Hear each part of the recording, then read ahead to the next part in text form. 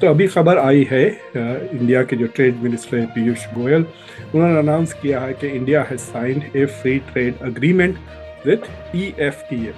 EFTA basically चार ऐसे European मुल्क का फ्री ट्रेड यूनियन है जो यूरोपियन यूनियन में नहीं है। इससे पहले अगर आप 1980 इंडिया और European countries free trade association के तहत जो है वो अब काम करेंगे और साथ मिलकर काम करेंगे। बताया ये जा रहा है तकरीबन 100 बिलियन की इन्वेस्टमेंट जो है वो भारत में आएगी। जी हाँ, 100 बिलियन डॉलर्स की इन्वेस्टमेंट भारत में आने लगी है। प्लीज देख लें, अमेरिका देख लें, चाइना से उठ के अमेरिका की कंपनीज इंडिया में इन्वेस्टमेंट कर रही हैं। क्यों जा रहे हैं वहाँ पे?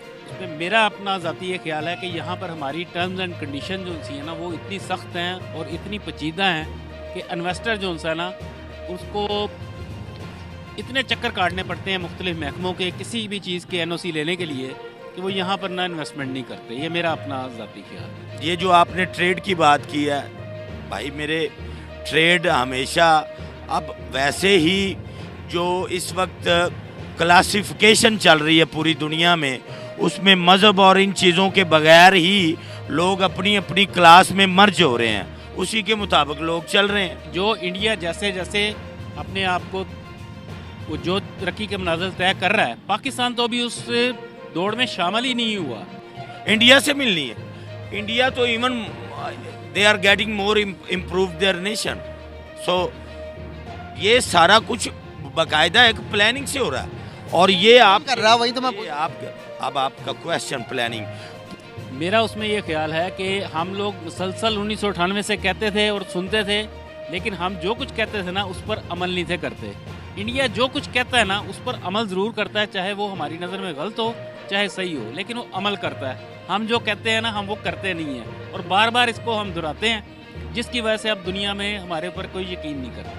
इससे पहले अगर आप 1980s में जाके देखते और 80s और 70s में, तो यूरोप में दो फ्री ट्रेड यूनियंस थे, एक यूरोपियन यूनियन और दूसरा ईएफटीए। ईएफटीए में 10 मुल्क थे, बरतानिया भी हुआ करता था, फिनलैंड, स्विट्ज़रलैंड, ऑस्ट्रिया। ये मुल्कों ने छोड़कर ईएफटीए को छोड़कर फिर यूरोपियन यूनियन को चला गया।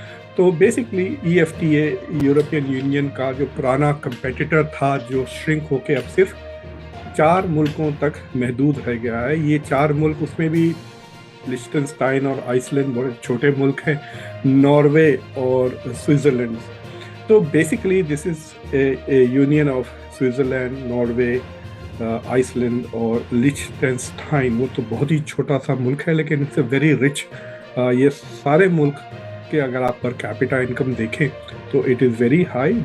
इनकी total GDP is over $1 trillion और इनकी पर कैपिटा जो जीडीपी है वो तकरीबन अमेरिका के करीब है, $80,000 है।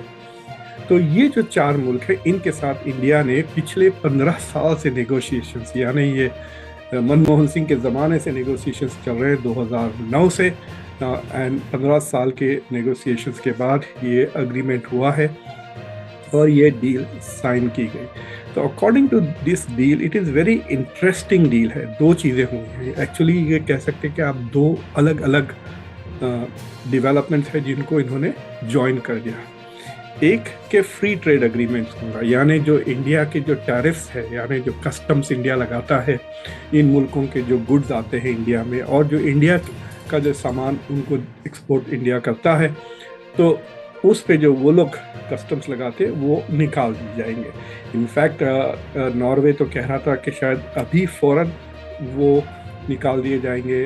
जो इंडिया नॉर्वे के ख़िलाफ़ कस्टम्स लगाता है, तकरीबन 40% कस्टम्स अभी फ़िलवक्त लगता है।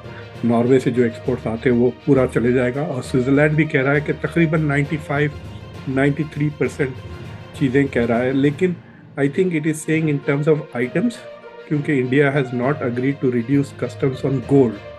और जो सबसे बड़ा इंपोर्ट है स्विट्ज़रलैंड से इंडिया जो करता है वो गोल्ड करता है।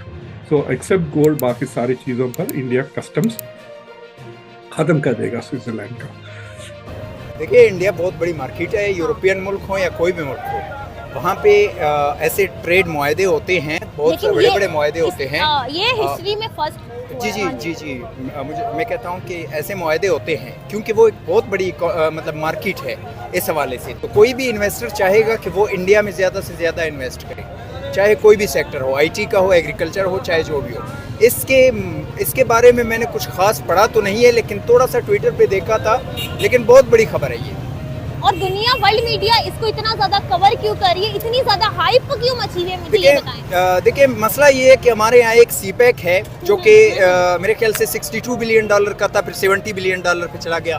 तो उस पे पूरे के पूरे नैरेटिव्स बनते हैं, इलेक्शन जीतते हैं, इलेक्शन में जो है उसको एक मैनिफेस्टो के तौर पर याद किया जाता है। तो $60 बिलियन में हम पिछले 10 सालों से गुन गा रहे हैं, तो फिर तो $100 बिलियन तो और $60 बिलियन में फ़र्क है। अब तो हम IMF के पास जा रहे हैं, मेरे ख्याल से $6 बिलियन मज़ीद एक बेल आउट पैकेज के लिए जा रहे हैं। तो $6 बिलियन हम बेल आउट के लिए जा रहे हैं, लेकिन वहाँ पे उनको $100 बिलियन वैसे ही तश्त में रखा जा रहा है कि $100 बिलियन की। और $100 बिलियन में जब यूरोप के साथ आप ट्रेड करते हैं, इंडिया जैसे बड़ी कंट्री करेगा, तो आपको क्या लगता है कि $100 बिलियन कहाँ तक चले जाएंगे आगे? और इसके अलावा 10 लाख नौकरियां भी दे रहे हैं। तो हमारे यहाँ पर क्या हो रहा है और उधर क्यों इतने ज़्यादा लोग इंटरेस्टेड हैं कि वहाँ पर इन्वेस्टमेंट करें?